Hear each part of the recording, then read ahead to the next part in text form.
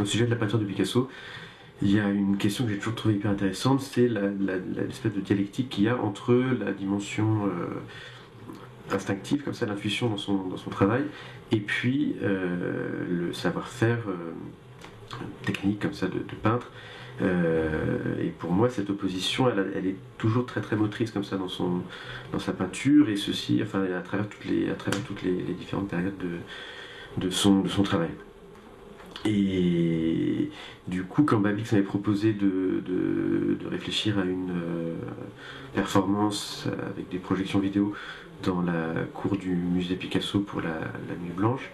je lui ai montré ces images-là que j'avais tournées il y a quelques années déjà en Espagne pendant la Semaine Sainte à Calanda, qui est une petite ville en Aragon dans le nord de l'Espagne. Donc dans toute l'Espagne, enfin, la Semaine Sainte, c'est une espèce de fête qui est très très suivie, comme ça, avec des processions, des célébrations comme ça qui durent pendant toute la semaine. Et en particulier, moi j'étais allé en Aragon parce que je savais que il y a une dimension de musicale avec des tambours très très très très forte en Aragon, et en particulier à Calanda, qui est un peu l'épicentre comme ça de cette espèce de folie des tambours. Et c'est en plus la ville natale de Buñuel, qui a lui-même aussi utilisé certaines de ses musiques de tambour dans certains de ses films. Donc ça m'intéressait de voir un peu comment ça se déroulait.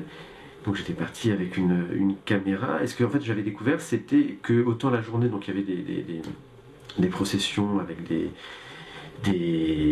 comme ça plus organisés, des rituels comme ça de procession de tambour également, mais plus cadrés. Et alors qu'à la nuit tombée, en fait, comme il y a cette idée que la musique ne doit jamais s'arrêter pendant toute la semaine, à la nuit tombée, qui veut vient sur la place et se relaie de façon à ce que la musique comme ça ne s'arrête pas. Et donc en fait, moi j'avais été assez fasciné une nuit comme ça, il était pleine nuit, 3-4 heures du matin, par un petit groupe de joueurs qui était en fait dirigé par un vieux monsieur. Donc c'est celui qu'on peut voir sur la projection de la performance Tambors, qui était en fait le chef, celui qui donnait le tempo, la rythmique pour le groupe de percussionnistes qui l'entouraient. Et en fait, ce monsieur, il était, enfin moi ce qui m'a fasciné, c'est pour ça que je me suis dit que, enfin je me suis lancé dans cette espèce de portrait vidéo de cette personne, c'est que à la fois il était présent avec à travers la musique, avec les musiciens qui l'entouraient, et en même temps il était ailleurs en fait, dans un état comme ça, un peu de forme de transe collective grâce à la musique. Et donc voilà, j'avais trouvé ça assez passionnant, j'étais resté 2 heures comme ça, à le filmer face à lui, enfin, il savait que j'étais là. Et quelques années plus tard, c'est en lisant un petit livre de Garcia Lorca sur la question du duende, que j'ai repensé un peu à ces images, parce que Garcia Lorca, en fait, il s'est penché sur cette question de cette thématique du duende, donc ce qu'il appelle le duende, ce qui veut dire en fait le maître en espagnol, celui qui prend possession de quelque chose. Et il dit quelque chose d'assez amusant, il dit les Allemands ont la muse, les Italiens ont l'ange et les Espagnols ont le duende. Et donc ce qu'il appelle le duende, en fait, alors lui en fait il écrit notamment par rapport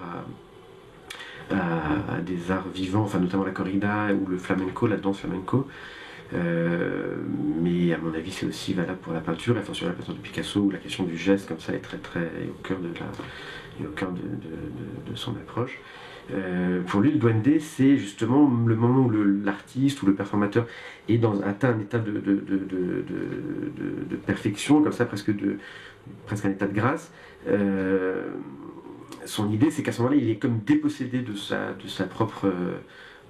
enveloppe corporelle, et c'est le duende qui prend possession de lui et qui le mène comme ça, enfin qui le fait passer comme une espèce de cap qualitatif comme ça dans sa proposition artistique, habité qu'il est par cette force supérieure qui serait le duende, qui en plus a une dimension un peu